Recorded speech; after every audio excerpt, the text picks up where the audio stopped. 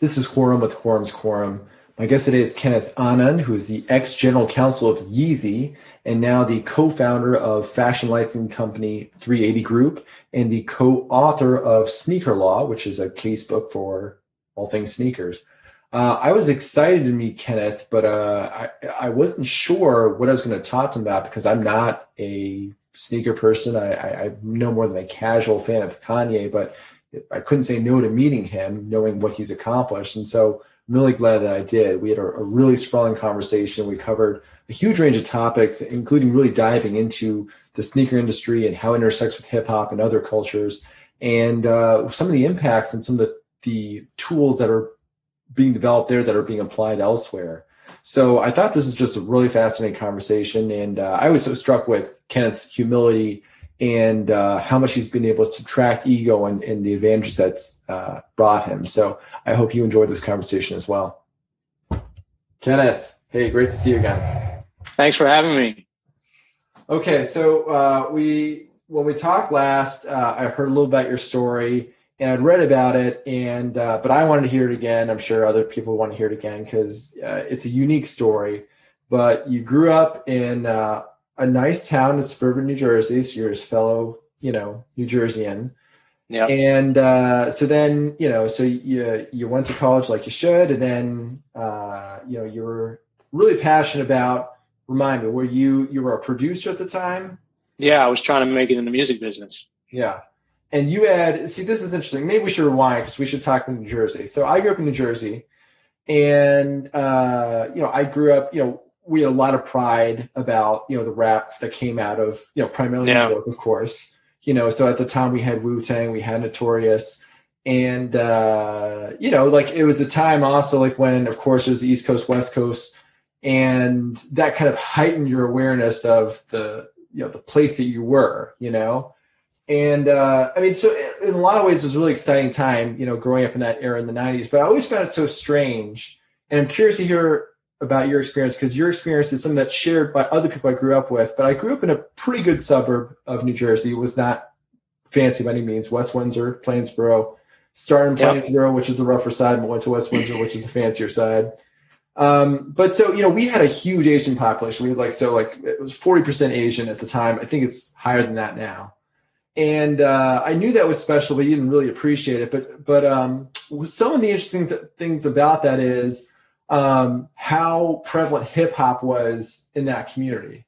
And it was so interesting because it was like growing up the way that I did. I don't know what it was, the factors of my family or my circumstances where, that's not something that was native to me. It wasn't something that, that wasn't the core of my being, but it spoke to so many people I knew. So I knew a bunch of South Asian guys who they ran a b-boy crew and they were really good, and so it's just like, it was fun to see them like in school, like they had like pieces of paper they would like put down for like a slippery surface and Sure.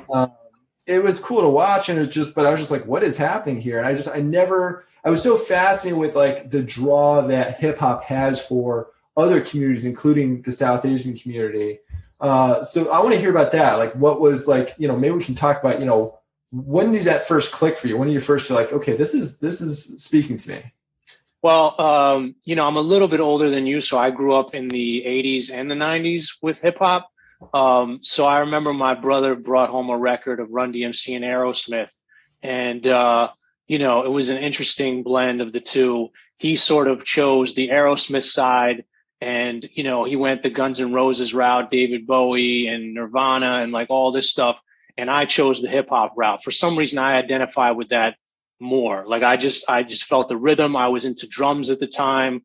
I was a very, beat oriented kid. I used to beatbox, and I'd make all kinds of weird noises as a kid. I remember that distinctly. And so like, I just gravitated to hip hop. And I grew up in Montclair, New Jersey. It was a very diverse town.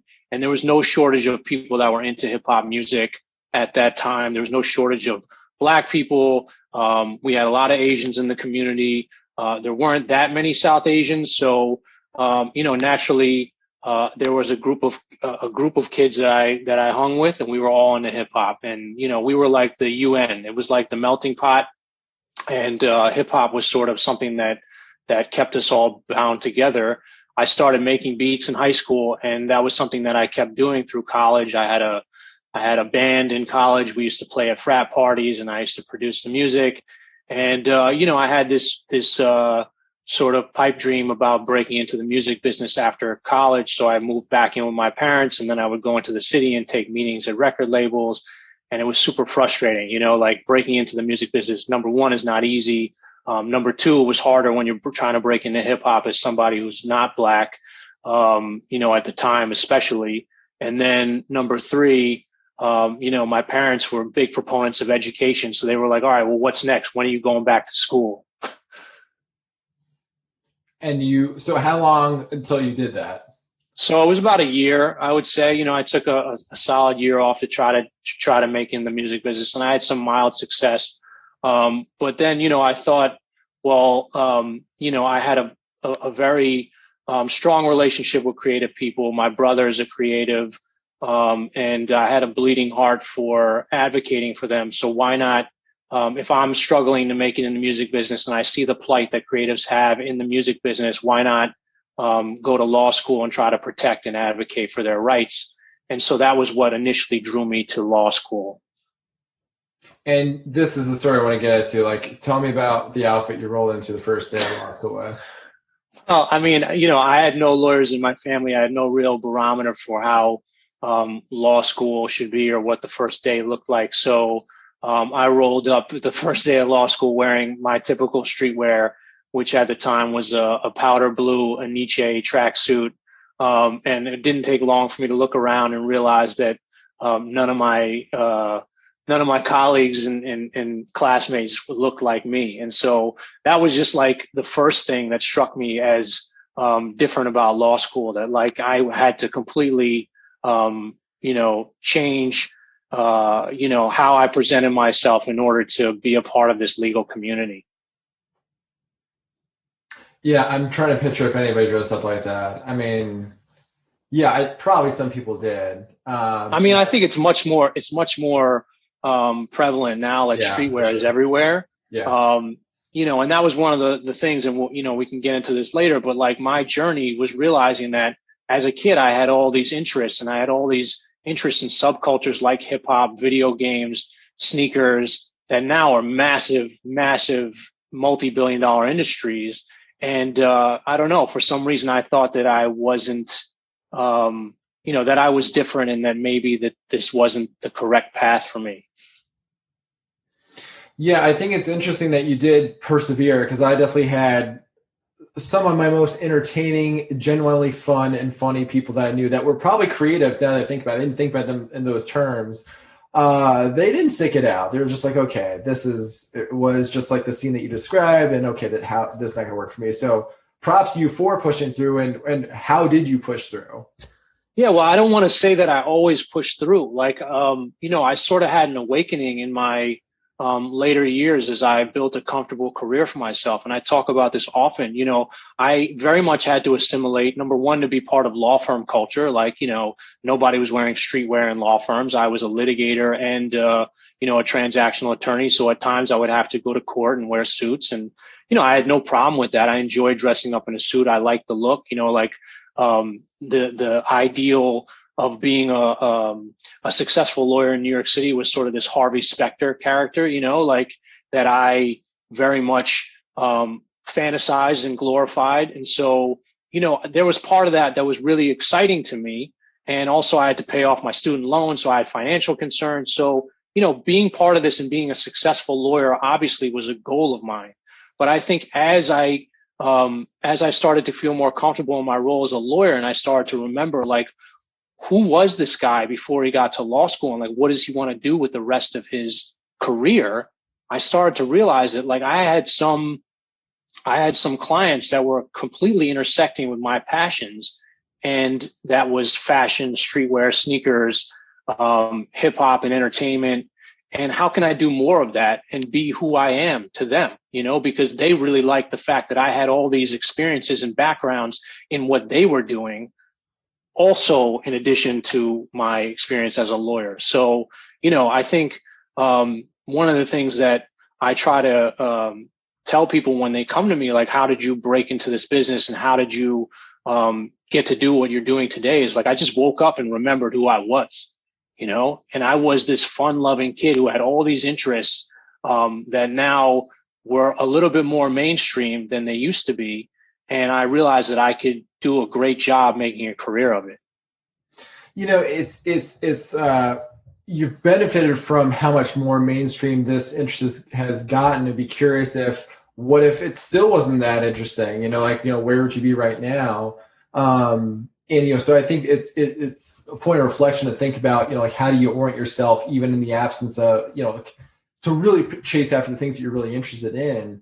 But I guess let's say someone is, at the frontier of what's niche and something that feels like, gosh, how is it ever going to get popular? And I'm hard pressed to think of an example because I'm not at that cutting edge for plenty of things.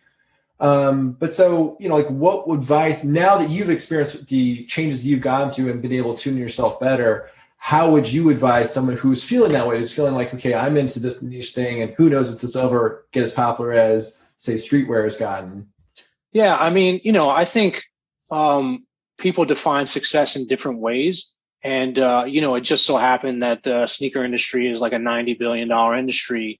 And I saw that there was some way to meld my passion for it with what's going on now. But I would say if you're excited about something, go after it. Like, it doesn't have to, like, I just saw this quote from Rick Rubin today that I posted on my Instagram that said, it doesn't matter whether other people find what you do interesting. The important thing is that you find it interesting.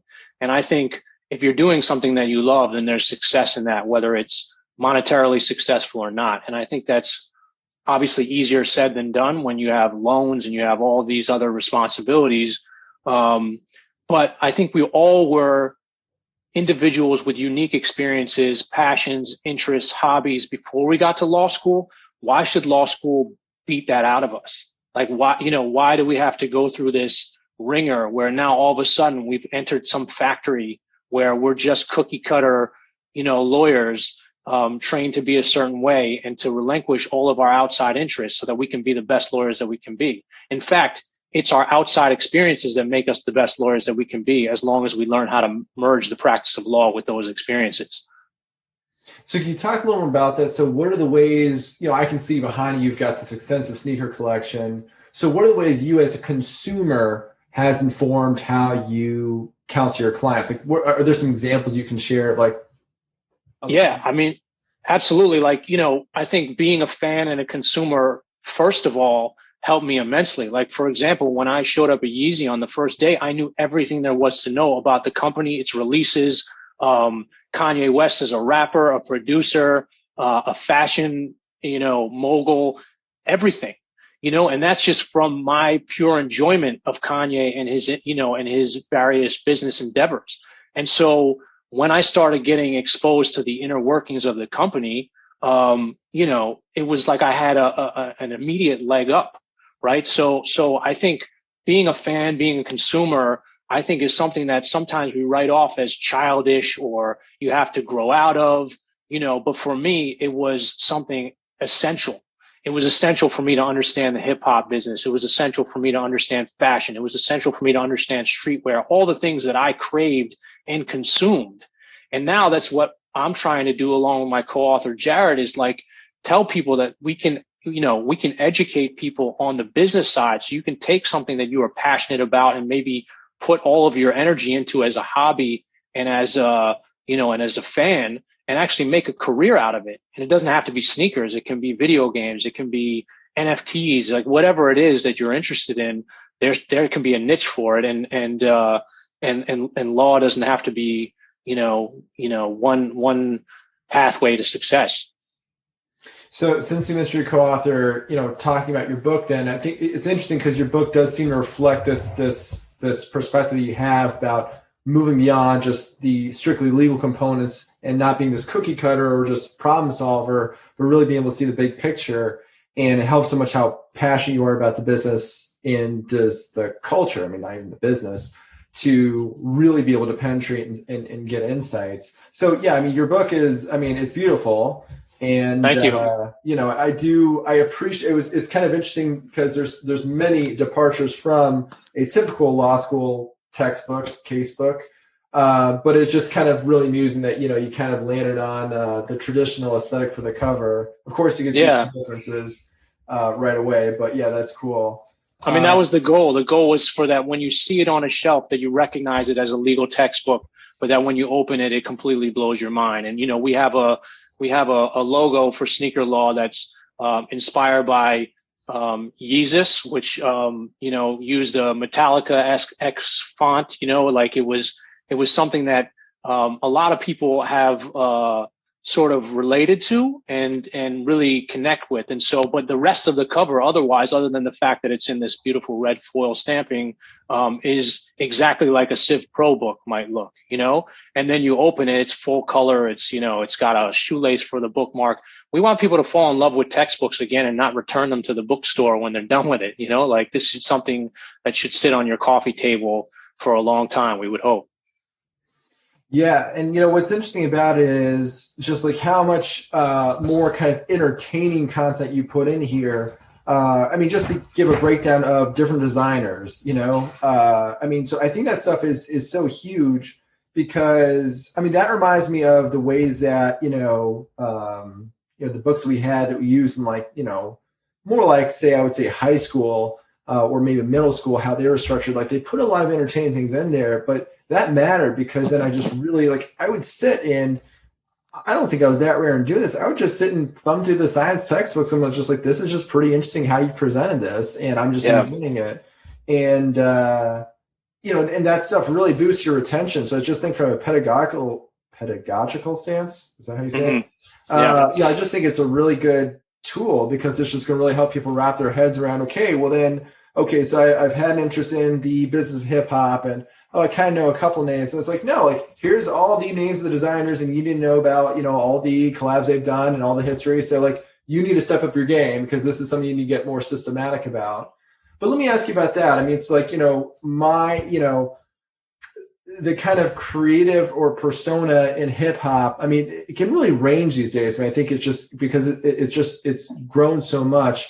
But you can have people that are more, I think, from my perspective as an anthropologist about hip hop, you can have people more casual about it or more intense about it. I feel like there is this huge range. And so tell me about, with this book, what is your effect? Like, which of those two are you more targeting towards, if any? And tell me more about, who this is going to speak to, who's going to jump up and do something because they read this book.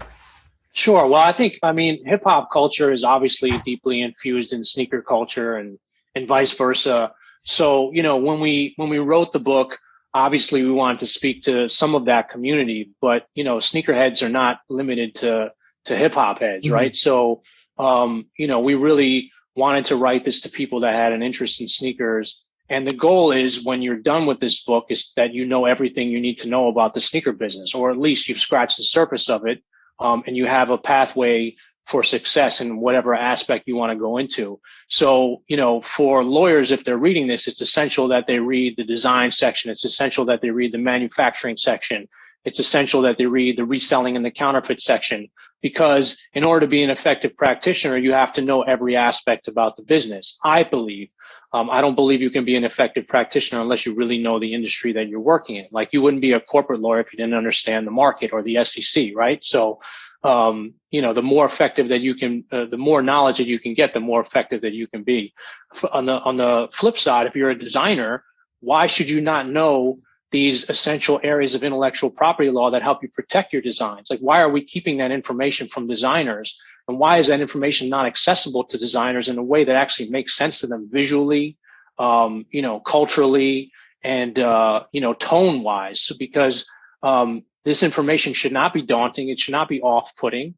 And so we're trying to bring them all together. So if you're a lawyer, you should be able to get just as much out of the other aspects of the book, as you do the legal sections. And if you're a designer, you should be able to get just as much out of the legal sections as you do the design section. So it's a tight rope to walk, but I think we've done it well, and we've seen it already having immense impacts. Parsons is picking up the book in the fall for their outgoing students, and it's already mandatory reading in many law schools. It's only a matter of time before business schools pick this up because the sneaker business is booming. I get calls weekly from investment bankers that want to understand more about reselling, about, the potential IPOs and, what this culture is all about and how they can benefit financially off of it. So it's real. And it's something like, who would have thought that something as simple as what you wear on your feet could bring in so many different aspects in terms of business, design, law, celebrity, athletes, etc. Yeah, I guess I guess it's interesting to think about. Do you feel like, because I know you practice in different areas, beyond, consulting for, shoe companies or similar brands. And so from your vantage point, do you think that the lawyer is, in the field of fashion, or the kinds of fashion that you touch on, or sneakers specifically, do you feel that lawyers are more intertwined with the business than relative to other fields? Do you feel like you can parcel out more, or maybe not? I'm just kind of curious. Yeah, I mean, I think in order to be an effective fashion lawyer, I think you do have to know the industry. You do have to be fairly intertwined with the business. You have to keep abreast because it's always changing. I mean, fashion is super rapid. What's hot today is not going to be hot tomorrow. So I do think in order to be a successful and effective fashion attorney, you do have to be very intertwined with the business. Whether or not that's the case for other industries, perhaps. I mean, I practiced employment law for a very long time, and I had to understand what was going on in the employment industry. So I think understanding the way businesses are changing is important, no matter what your practice and your discipline. Like, for example, if you missed the wave on Fair Labor Standards Act, and you would not be an effective advocate to your employment law clients because they might not be paying their employees the right way, or you might not be able to defend them if they get involved in an employment lawsuit. I think in order to be an effective practitioner, we must lean more heavily on business. And this is something that actually was never taught to me in law school. And I think law schools are now looking at the way they groom their students and prepare them to be more effective in the workplace. In fact, there's a lot of discourse about this going on LinkedIn, on Clubhouse, on like all these other social media spaces about like, well, what makes an effective lawyer? Is it the academia that we're teaching them? Is it like, this age-old way of taking a look at law and like how your professors cram it down your throat? Or is it much more adjunct driven? Is it much more practice driven? Is it much more business driven? And, for me, it's certainly the latter. In fact, when I started working at Yeezy, I went back and got my business degree, an executive MBA, just so I could be a more effective business person, lawyer, everything. Like, I just think it's essential. And are there any tangible examples of how you've thought about things that changed as a result of that education? Absolutely. I mean, number one, I think, for me to grow in the company along, an executive level, I think if I was just looked at as a lawyer, then I would be stuck in my general counsel role, and, for the opportunities that I have today in growing my fashion business, I think, my business acumen and the things that I've learned along the way about being an effective business person, I think, are real. And I think sometimes lawyers are pushed down a path where it's like, let the business people do their thing, let the lawyers do their thing. And I'm not saying that you have to be a jack of all trades, but if you allow business to seep into your life, if you allow yourself to educate yourself, if you educate yourself on the business aspects just as much as the legal, I think you can have a very varied career, and and who knows what opportunities might open up for you.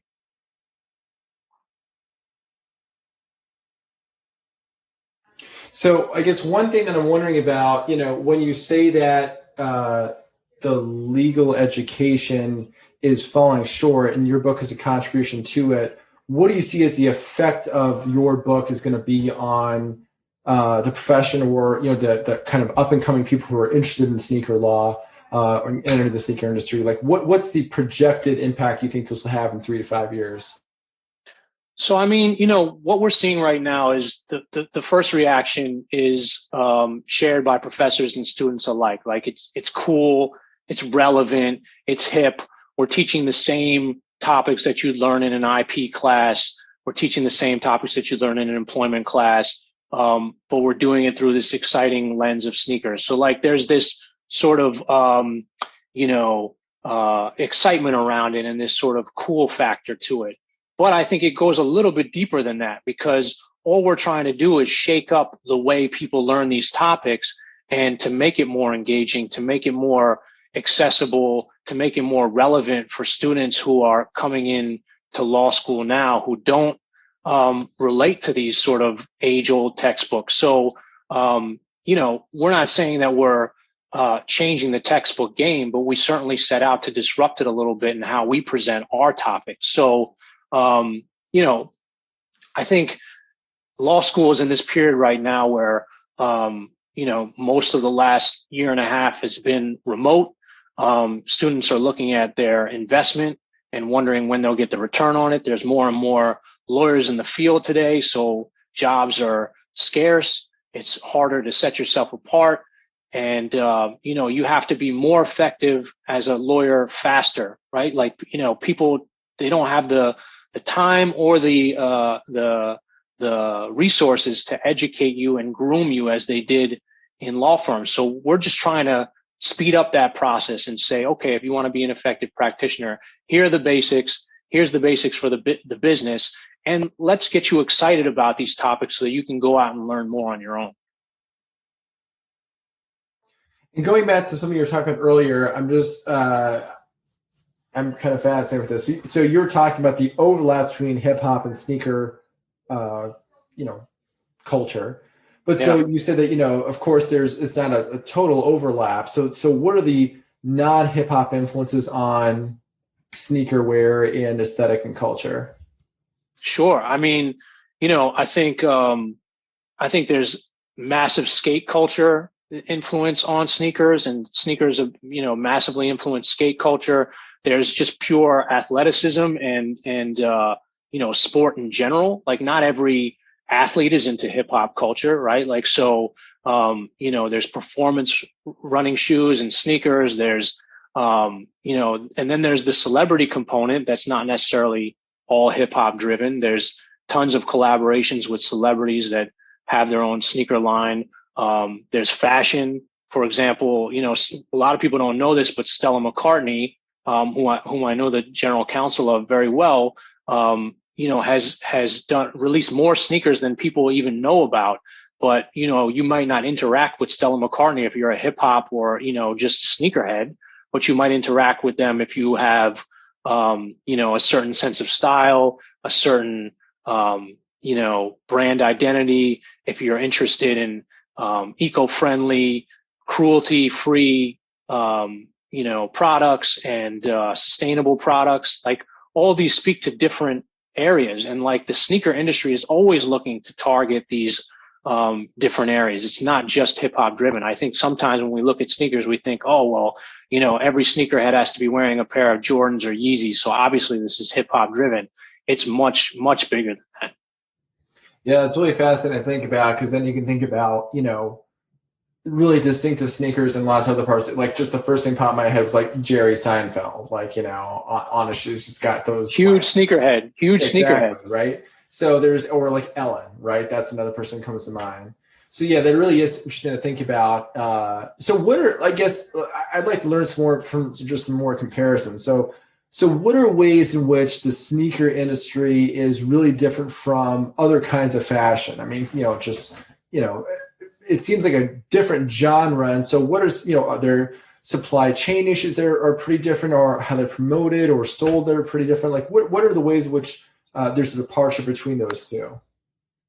I mean, I guess speaking on a high level, like, the footwear industry is very different from the rest of the apparel industry. Like it's very specific, how sneakers are developed, concepted, sampled, produced, manufactured, and then distributed is very different from how the rest of the fashion world is run. So that's first. And then, I think also the reach of sneakers as a whole is much more accessible than certain pockets of fashion, right? Like I think if you're if you're into high fashion and you're into Prada or you're into, let's say Ferragamo, yes, they all have sneakers now, but that's not really their focus. Sneakers is much more accessible. Like it's a place where everybody can sort of jump in, like you can have a pair of Stan Smiths that you love. You can have a classic Chuck Taylor. If you're into rock and roll, like there's so many different areas, and, fashion is the same way. So sneakers are just a complement to the rest of your identity. And I think, everyone has an identity through their feet. In fact, there's this saying like, I make shoe contact before I make eye contact, right? Like I like to say I make sneaker contact before I make eye contact. I'm always looking at what people wear because I think it says a lot about them. And, Jared and I, when we do these lectures, we sometimes ask the students to talk to us about in the beginning about their favorite pair of sneakers, because we can learn a lot about a person through the type of sneaker they interact with. Like somebody could show us, a pair of Nike Tailwinds and we're like, all right, well, you're a runner. You're definitely into training. Like we know your vibe. And then somebody could show us this pair of limited Jordans and we could say, all right, well, you're more of a casual, like, sneakerhead who has, who really cares about being part of the culture. And then somebody could show us a pair of beat up, Stan Smiths. And we're like, all right, well, this is somebody that's comfy, that likes what they like, and they run their shoes into the ground. And so, I think sneakers have so many different angles, and they intersect in ways that, maybe not everybody's into fashion, but I think everybody's into sneakers in some way. Yeah, I think there's just, I suspect there's lots of things about sneaker culture, because anything that's just kind of at the frontier, there's ideas and new ways of being that get pioneered there that spread to other parts of culture. So, some things that, there's probably some easy connections to make between, drop culture and the artificial scarcity behind, blockchain technology or NFTs. And so I'm curious, like, can you speak a little about that? Because I feel like we've seen such a huge evolution in the past 5 years around drop culture. And so what were the kind of the early, like, what's the kind of modern era of drop culture? Like, how do you date that? Like what we think was the big bang of that, and what are the impacts it's had beyond footwear? Yeah, so I mean, I might be biased, but I think Kanye West was probably the most influential when it came to drop culture and mastering how that works. I mean, the way the Red October Yeezys, were announced on Twitter and just took the world by storm was sort of like the biggest example of drop culture at its very early stages. And now I think we've seen every brand wants to try to get in on that. I think whether it's Gucci doing collabs and quote unquote dropping them, and just to bring new excitement around their brands. Drop culture is certainly here to stay. I think everybody wants to see their products hit the shelves and then fly off them immediately. So everybody's looking to harness that. But then also you have to understand that drop culture is not what sustains brands. Like, it may be spikes in sales, but it may not keep the lights on a day-to-day basis. And Nike is very good at taking drop culture to sort of satiate this rabid and very niche sneakerhead market. But their general releases, their more accessible and wider release pairs of sneakers are what keeps the company afloat. Like drop culture only accounts for a very small part of that company's revenue and bottom line. So, I think companies should look to drop culture as, a way to diversify, to actually bring more excitement around the brand, but they shouldn't deviate from their core offerings and their core components in spite of just trying to generate hype. I think, I think there has to be a greater purpose of a brand. And I think, we're seeing that come to life in many different ways. Like you can't take away Adidas's core component, which is soccer and football, European football, but also, they've been wildly successful with Yeezys, so like, or Pharrell's Human Race line, and that only accounts for a very small piece of the puzzle. So, but drop culture is massive. And, we see just because of the sheer frenzy around it that it generates the most buzz. Yeah, that's really interesting to think about or to understand how drop culture ties into other lines of business. And like you say, it's a tactic, but not, something that is the entire company is dependent on. So I guess with that in mind, then, so what are the kind of low hanging fruit you see outside of, the sneaker world where you see like, hey, here's a type of industry that's ripe for starting to use this? Well, I mean, we're seeing it in the NFT space, certainly, and that transcends across art. It transcends across, digital creation and this sort of frenzy around, one of one pieces that only certain people can have. And then there's this blockchain supply chain, sort of,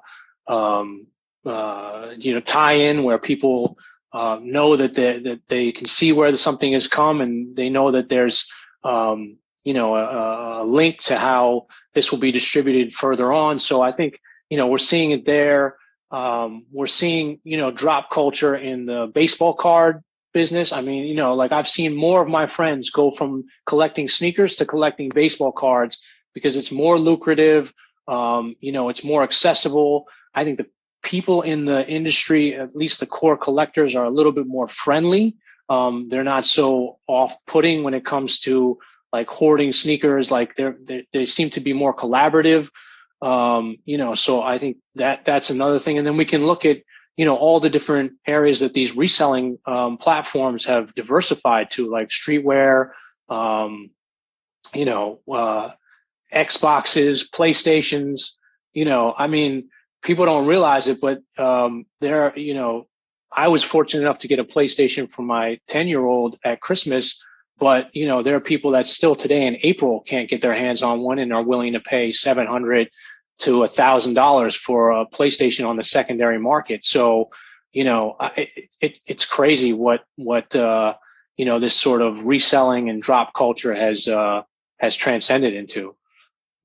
Yeah, I think what's part of all that's interesting to think about is, how much more, I mean, kind of a theme of this conversation has been, the pursuit of your own interests. And so it's interesting that, the subject of the industry that you've been interested in is individuality itself, right? Like that's the whole point of sneaker culture. It's, and part of that is premised on, there is a certain amount of doing things like other people. Like if there wasn't a brand for a certain kind of person, you couldn't have that little fun game that you have with Jared at the beginning of a talk, because Right. Then there is no way of like signaling. If everything's just completely unique, well, then there's no way of getting to know people. So you do have to have groups of things.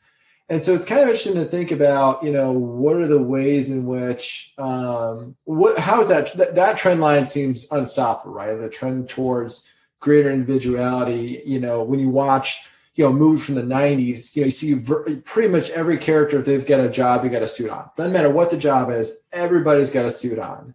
And of course, some of the point is like how chafing that is. But so that's a category of problems that, we're putting behind us, So it's interesting to think about what are some of the bigger cultural impacts you're thinking are coming as a result of this like greater focus on individuality. I mean, look, I think it's wonderful. I think it's something that, I'm embracing in the, the second phase of my career, the post-law phase of my career, if you will. And I'm seeing it now in young law students. I'm seeing it across the business and tech sectors. It really is about what you bring to the table as an individual that makes you special, right? Like these cookie cutter sort of roles, I think are losing prevalence. And I think, that's the way it should be. Like when you hire somebody, you should be interested not only in what they bring to the role that you're hiring for, but what they bring in terms of outside experiences, in terms of interests. Like we just, we interviewed, an intern for sneaker law for the summer. And the first question was like, all right, yeah, what did you do before you got to law school? Who were you before you got to law school? Because that's what we want to tap into. Like we want to make sure that we don't beat that out of you and that you find some connection between what you're interested in with sneaker law, with law, and all these things. How do we put these pieces together? And so individuality, I think, is key. I've certainly found a lot of success in it. And, I just try to be a beacon of hope for people that come into, educational spaces like law that maybe they don't feel like they fit in, but they should realize that they have a much better advantage than people that sort of just come out being just like the next graduate, right? Like I think, and I think that's very relevant to your audience. Like, how do you set yourself apart? And how do you take in all of the experiences that you learned growing up and before you even got to law school, and then how do you meld that with your legal education? And I don't think that's just limited to law. I think that should be across every industry. Yeah, I love that. Tell me about, for yourself, when you talked about some things that didn't feel right to you earlier in your practice and how you found that. Was there a moment where you really felt like, okay, I feel like I'm myself? Like, was there like a day that hit you? What were you wearing that day? I mean, I think all my life I've learned how to blend into different spaces. Like Montclair was a very multicultural town that I grew up in. I had all different types of friends.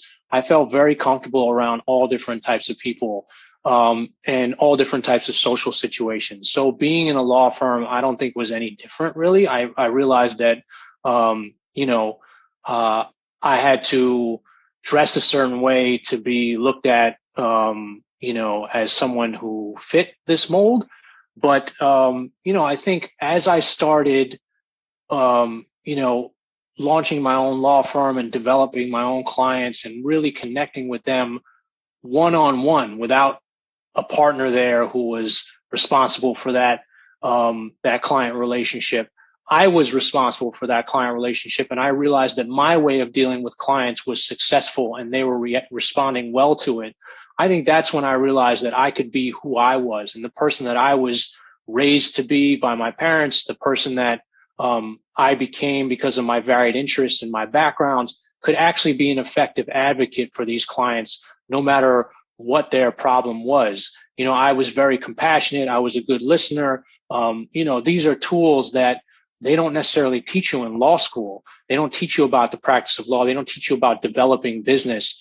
At least they didn't when I was graduating. I think that's starting to change. So I realized that, and it goes beyond just face value of what I was wearing at the time. It goes into like who I am as a person and how I want to connect with my clients. And I found that to be very easy and natural for me when I was doing it on my own. When I was with another lawyer and I had to sort of learn from them, there were things that I would have done. There are things that I wouldn't have done. And I think it's a very individual approach. And some lawyers are effective at it and some aren't. But I think, again, these are skills that come from outside of the academia, construct.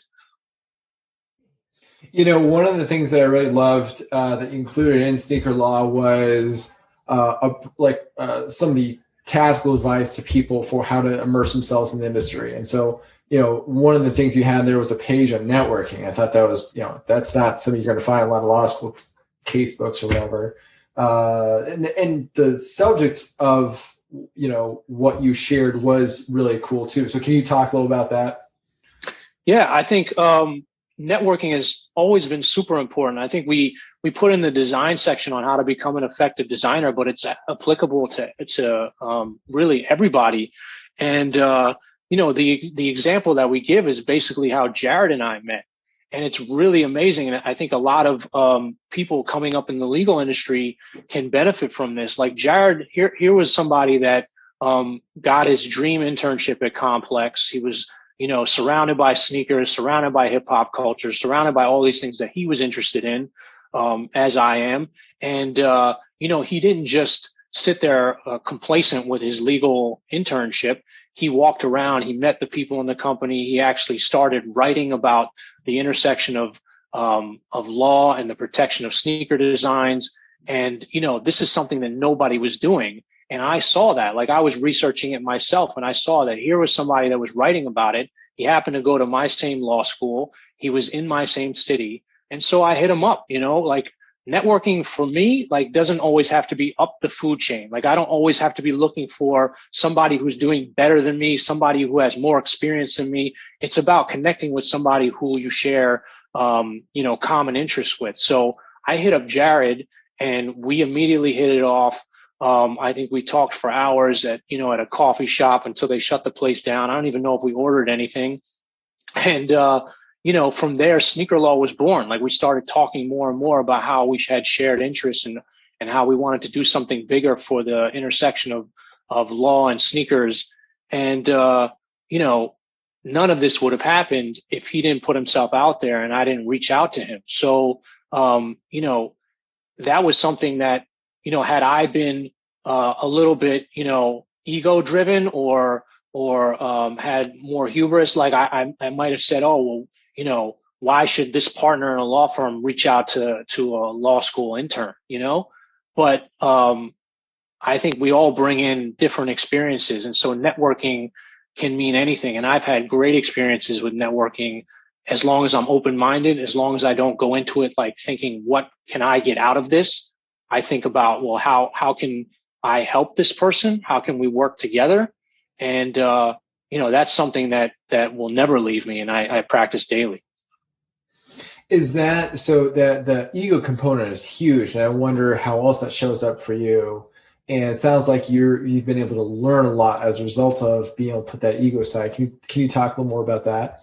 Yeah, I would say that it's something I definitely grew into in my old age. Like, I think, coming out of law school and working in a firm in the city and, wanting to rise through the ranks and then having my own law firm and acting like my own boss. And, there was obviously a lot of ego in that. And there was a lot of posturing in court. There's always, like, lawyers are great at that, so we love talking about ourselves.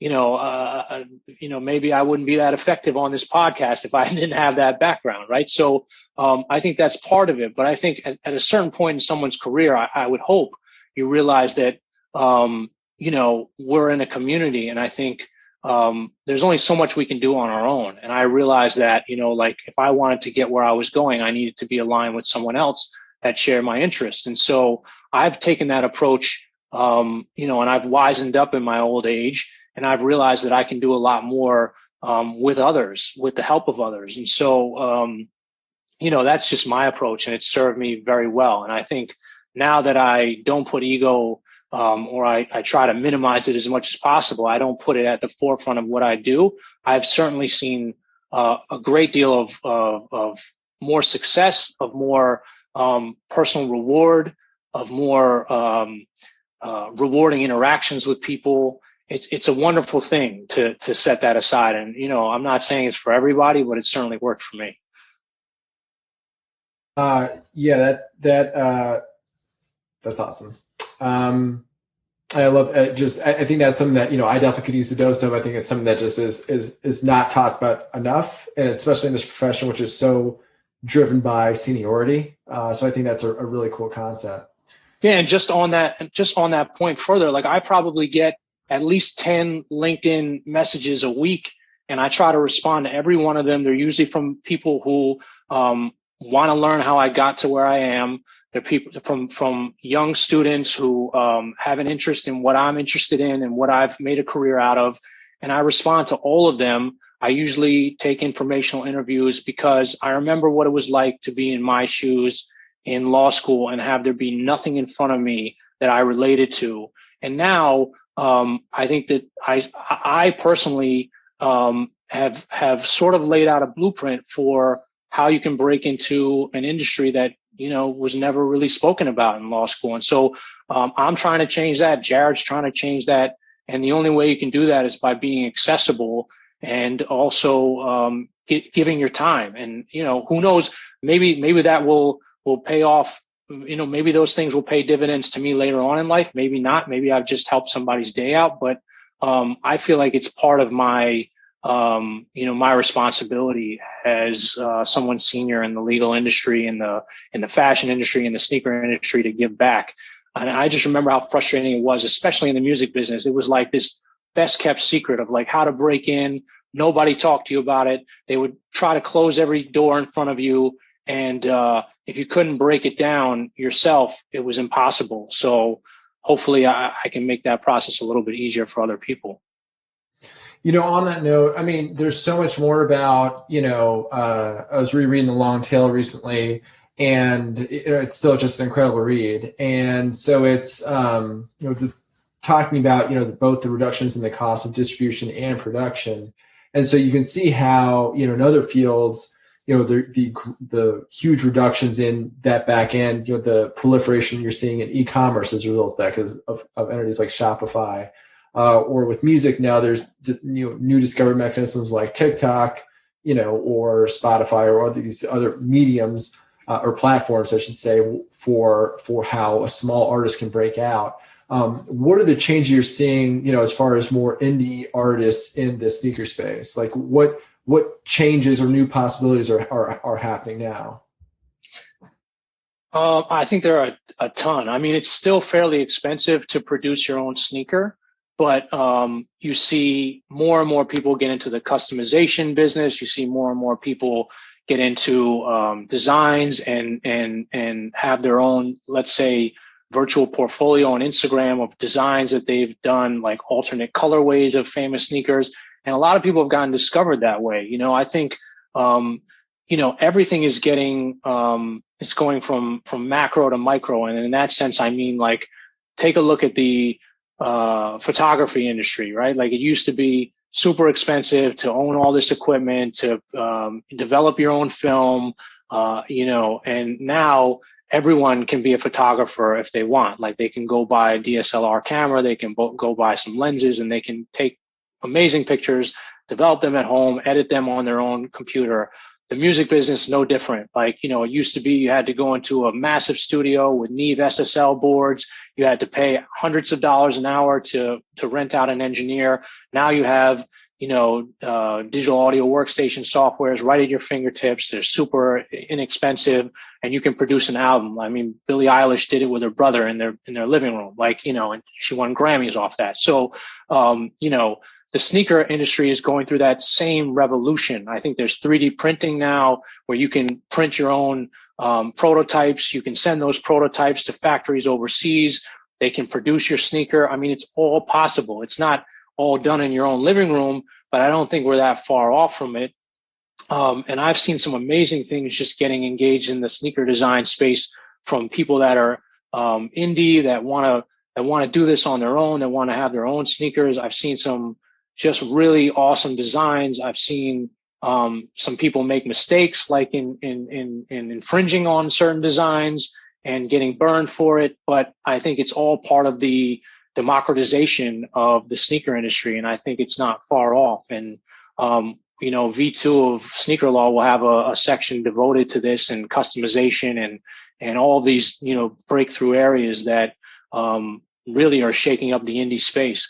And we would be hypocrites if we didn't take some of that on our own shoulders. So Sneaker Law is entirely independently published. We found our own printer in Sofia, Bulgaria. We did everything start to finish in-house. And, it's aside from a marketing team and a really fresh Gen Z designer named Elle Park that we brought onto the team to help us visually get our message out there. Jared and I did it all on our own. And so, this is just another inspiration to show people. It's like, you want to write a book, you want to, make a sneaker, you want to drop an album, like, do it on your own and learn through the process. And you become more empowered. Yeah, I love that. So then I guess let's take a law school student. So, I mean, you've got this book targeted to law school students. And forgive me if I miss it in there, but like, what is a tangible approach you say to a law school student? Say, hey, you want to learn about sneaker law? Then do this. So, well, first of all, we expose you to the most essential areas of law that you have to know, right? So that's the basics. You should know intellectual property. You should know employment law. You should know a little bit about corporate formation, how to start your own entities, and which entities are right for what type of business. So we've now laid all that out for you, and that's like essential. So basically, we've given you 5 different law school courses for the price of one book, $99, right? So like that's worth its weight in gold. And then on top of that, we're now teaching you how, in chapter 2, starting your own business, we teach you how to file your own trademark. We teach you how to file your own copyright. I mean, again, like this is something that you'll have to pay a lawyer thousands of dollars to do on your own behalf. Like we're showing you that as well. So right there, we're laying out some essential skills that every lawyer should know. And then aside from that, we're teaching you about the business. So, I think that is a good enough start to propel you. And, I think hopefully from there, any savvy law student will take this and say, all right, well, Kenneth and Jared taught me what I need to know about patent law, but they really didn't go as deep as I would have liked about, this patent and that patent and how to apply. Like, at least now where to start and where to go. And, that's the beautiful thing about being a law student is like every piece of knowledge is accessible if you know how to research and obtain it. And, so we laid it out for you. We've started the groundwork, and hopefully people can build off of it and create their own careers out of this. Yeah. And I think, something that I think that is very cool is like how much you're conveying that these are the kind of things that you've done yourself. I mean, you included your business plan, in this book. I think it's just a cool thing to share with someone to say, hey, look, this is it's pretty meta, and this is just like, hey, like here's a step inside like this world of how we pull this off. Well, I want to talk a little more about, I guess, a couple of things about your time at Yeezy. I guess one thing is, like someone like Kanye, is just one of the biggest stars in the world. And, his creative process is so distinctive that, people really want to understand it. And so he's a very studied subject. And so people really do analyze his deals. And so with that in mind, and you were already very familiar with, what he was up to because you just appreciate him as an artist, you were saying.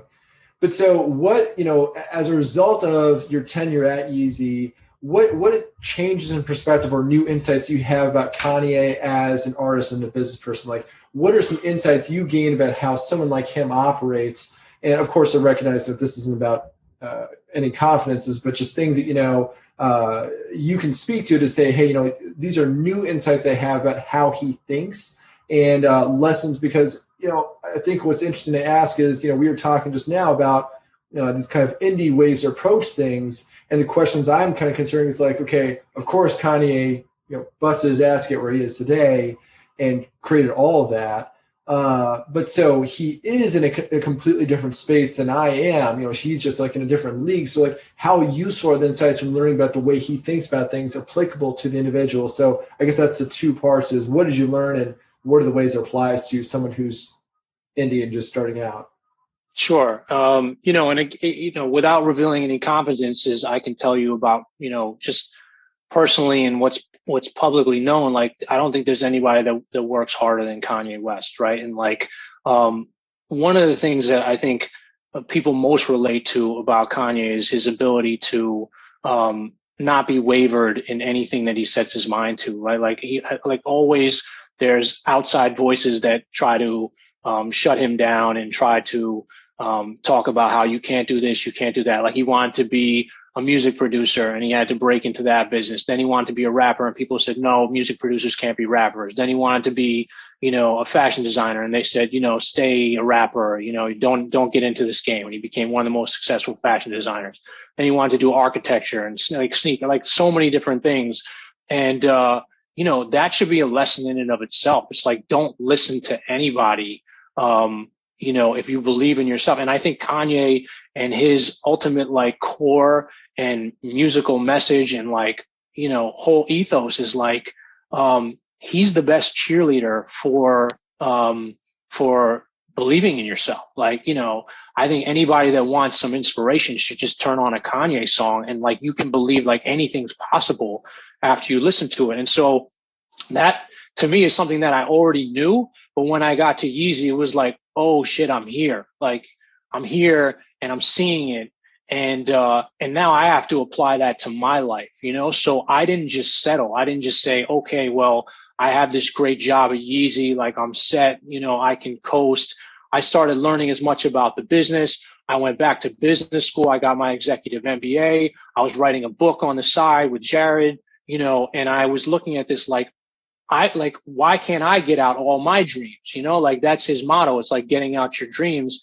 And I think people need to do more of that. Like the only thing standing in the way of ourselves is ourselves, and Kanye's found a way to remove that, like completely, and to the point where, it's almost unreal.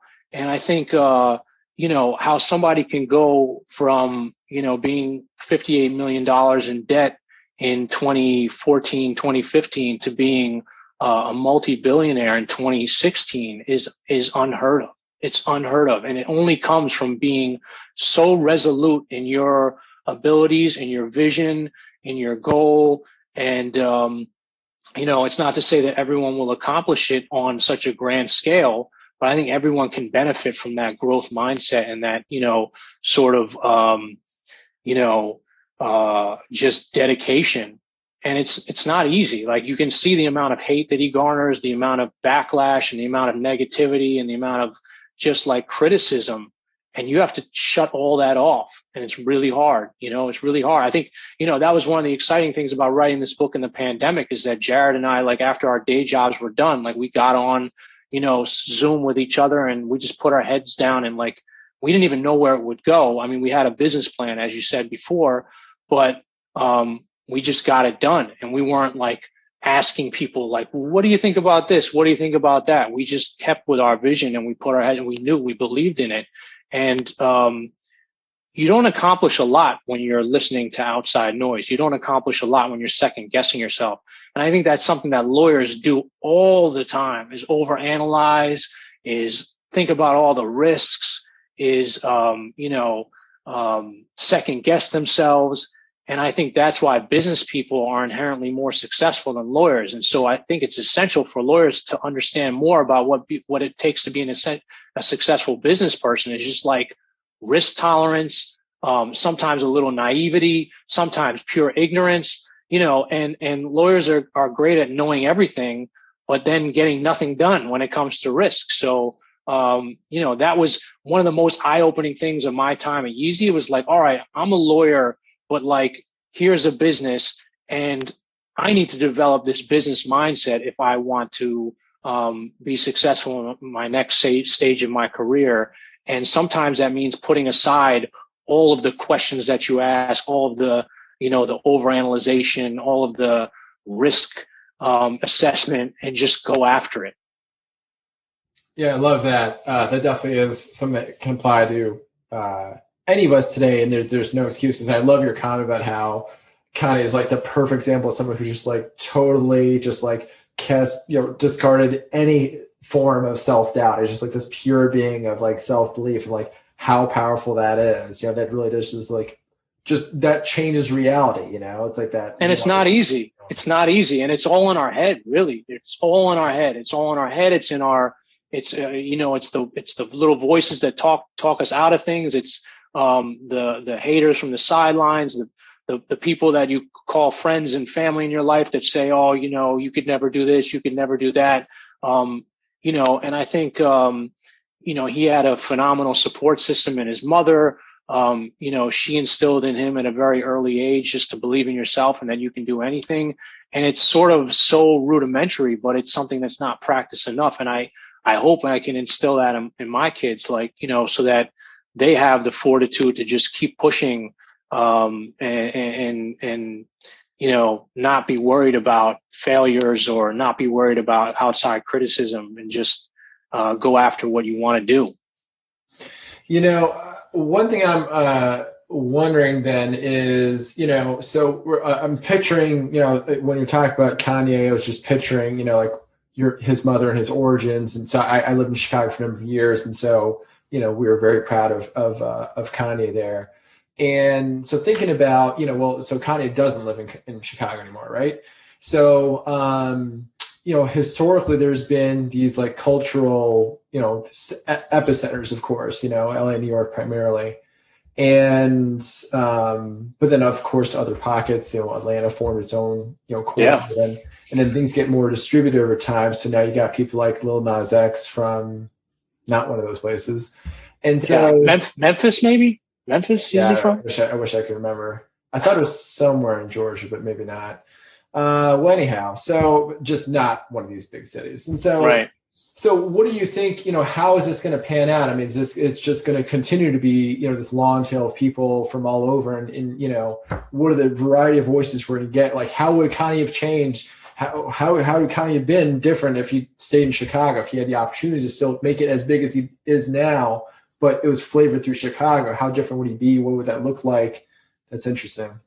Yeah, I mean, I really don't know the answer to that, but I can say that as we grow as people, I think, it's incumbent upon ourselves to get different experiences to go out and see the world. And so if you know that you're successful in a particular area and you know where that area is geographically most prevalent, I think you should go and, try to be the best in your game there. And then once you've conquered that, maybe you go somewhere else. And I think that's why, Kanye moved to Wyoming at one point. Like, he wanted to master farming and how to manufacture in the United States and live off the land and like all those things. So, and also build these, amazing community and home, developments. So, that's his journey. And I think, most people, like, let's say, you're from little town America, you want to be an actor, you move to LA, right? Like, you want to make it in fashion, you might move to New York.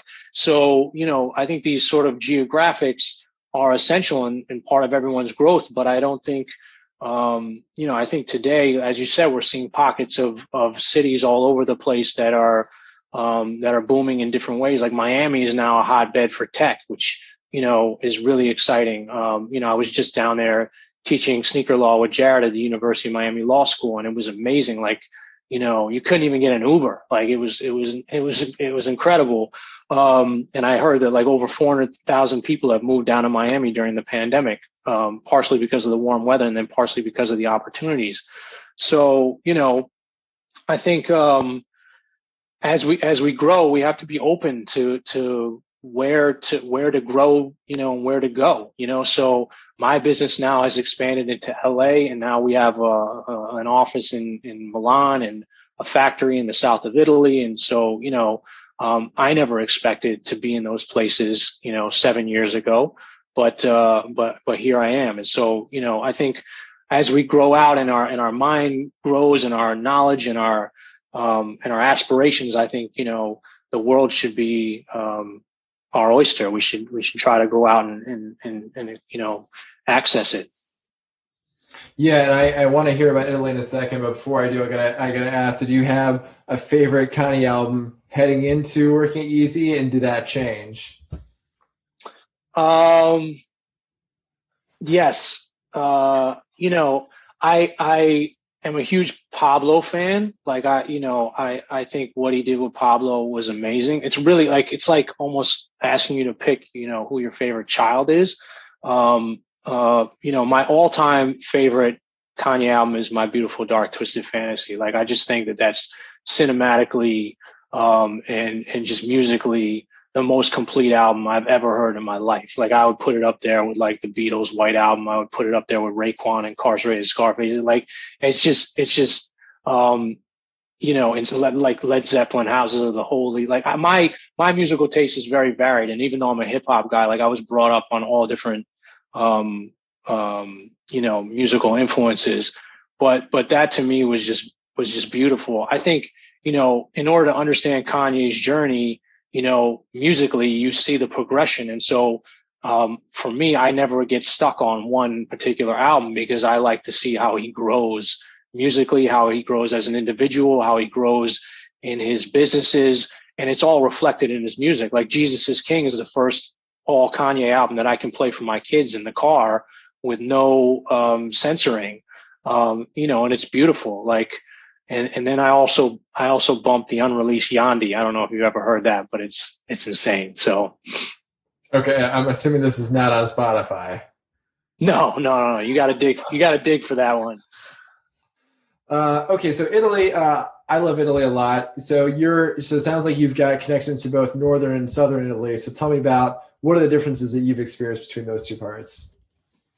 I mean, I think, fashion is all in the North in Milan, and but all the trades and, tradespeople and the manufacturers and the artisans are tend to be like further south and toward the central east coast of Italy in the La Marche region. And so, I've been really fortunate to get to meet some amazing factories, to get to work with some amazing artisans and manufacturers, and really understand how there are different pockets of experiences and of skills depending on where you go. Like, and even not in fashion, like, Murano glass and, Venetian glass and Carrara marble, like all these things. Like, there's so many different areas of skills and artistry. It's really a beautiful country, rich with so many different things. And then obviously you have wine, and, you have the Tuscany region, like, and then you have the Amalfi Coast and Capri. And, so I've been studying Duolingo. I've been on my app trying to learn Italian regularly because, it'll help me communicate better with my partners and all the people that we interact with. And I've really enjoyed learning more about the culture, and it's a beautiful country, rich with foods, art and history. I think it's incredible. It's been a little while since I've checked this, but it's got like the 10th or 11th largest GDP in the world, which Really? is like, yeah, it's pretty hard to grasp. But I think so much of that is exports, including fashion and automobiles, which is incredible to me. That is. Yeah, I enjoyed Milan a lot, and yeah, everyone was very, very dapper. It was just like an unreal level of standard for men. Just like, you've got to be kidding me. This is the way that you all dress. It's not exactly my look, but I appreciate that level of attention and people not looking slob. No.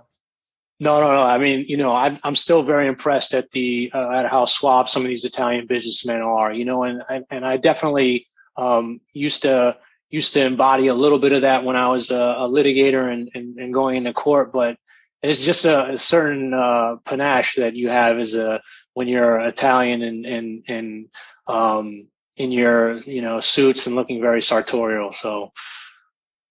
So with this new era that you're in now, I mean, like, what are the things that are the biggest departures from how you used to work? I think when I was a practicing lawyer, I worked very independently. I did a lot of independent research. I did a lot of independent writing. And I think now I work collaboratively. I have partners that I collaborate with on my licensing business. We have brands that we collaborate with in order to develop, manufacture, produce, and distribute their collections.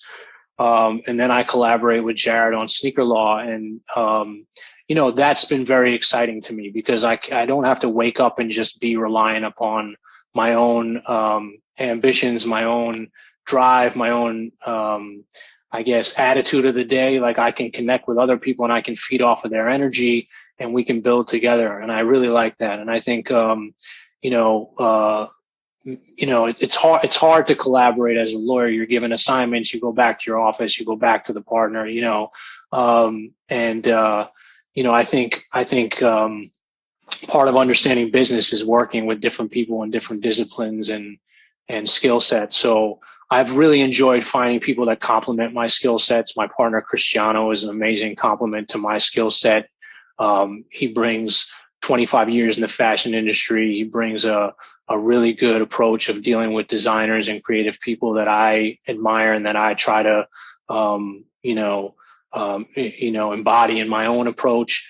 And Jared's the same, on the sneaker law side. Like, his approach is, he's laid back. I'm a little bit more high strung and impatient. And, I think that's the beauty of it, is like, finding people that complement you and collaborating and growing. Yeah, I think that's awesome. And I think it seems so much a luxury of, your career as you progress, but I don't think there's anything you're talking about that you can't be seeking earlier, in your career to find. Not at all. Not at all. In fact, I tell most of the students and young individuals that I speak with that, like, you don't have to take my path. Like, don't wait 15 years to wake up and realize that you love sneakers, love fashion, and that you want to make that your full-time, interest. So in fact, jump into it while you're young and you don't have all the responsibilities that I did, 2 kids, a mortgage, and, a very supportive wife. So, the earlier that you can get involved in what you're passionate about, I think the better. But I think that's part of what's so remarkable about your story is, the changes that you made at a point when you're very comfortable in what you were doing. You could have stuck with that. It wouldn't have been pleasurable, but it was comfortable, and those are trade-offs sometimes. And so I really admire that you made that switch. And so I think what you're done doesn't just speak to law students, it speaks to people at any stage of their career, frankly, fairly senior stages, to say, hey, do a reassessment of what's really important to you, what's driving you. It's hard to come by, period. People don't really do this stuff. Yeah, I agree, and it was a lot to take in at the time, and it was a big risk. And had I thought it through a little bit more, maybe I wouldn't have done it. But also being a partner in a law firm is a grind, and I'm not saying that I was wildly successful at it, right? Like, maybe if I had a book, a $10 million book of business, we wouldn't be having this discussion right now. I'd be kicking back and letting my associates do work for me.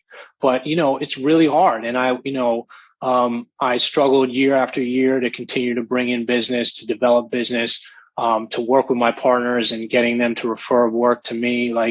It's tough. And although the pay was adequate, I just saw it as a long road ahead, and I wanted something different. So, I think a lot of people will take a look at their legal careers and say, okay, well, I'll go in-house now, or